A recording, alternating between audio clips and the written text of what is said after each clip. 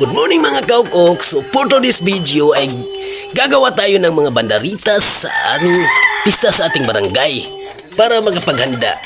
Naghanda ng mga katutubo nating mga Bisaya sa ating pangbanderitas at design sa ating mga kalsada. Makita naman natin ang ating mga ginagawa para sa ating karawan sa ngayong pista sa taon-taon Inupakan Leyte. So dito na nga lang kami kumain. Nagdala na lang kami ng kaldero. At yung mga bata na nakasama namin sa paggagawa, kasama pa yung tuta. So ayun mga kauko, pagkatapos nilang kumain ay bumalik na kaagad sila sa kanilang mga trabaho. Mga kanya-kanya nilang mga gawain. Nung matapos na,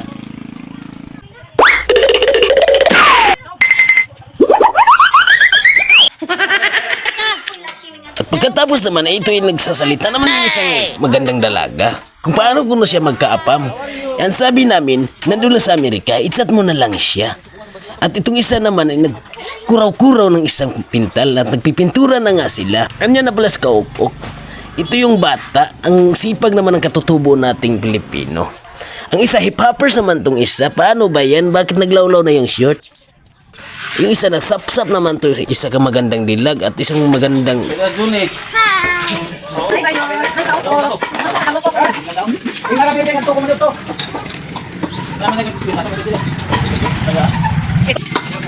Sobrang busy nila mga gagpo ay madali naming natapos ang isang diretsong daan papunta sa may simbahan at paralan.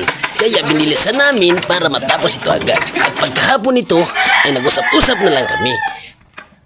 Baka na kainit. Gisingot. Gisingot. Uy, imo magibugo mi. Uy, nabu. Usabe gisingot ya. Gisingot sa bugan.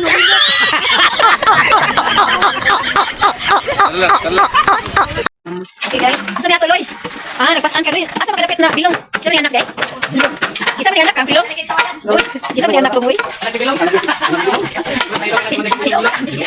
Isa man ay. Oh, mo ni sila si Mike. Tanang kay Mike. Uy, nindot kay mong duman. Ipas ana sa bata guys. Bring tagbo guys ha. Wan kay wata man. Oh, laga ako. Lagan ako kay gudron ka lurusan ka. Iring ka bang? Mo na ni guys. Amo na ning natagbo guys. Maganak ni kaop-op ni. Sakpan po ang sakok-sakok dito sa may puting lamay ang turag sa'y ang pinada ko ibigkalatan. Dirty na yung lubot. Dirty na daan. Tarungag pintal diha. Ting sakpan po ang susu-susu dito sa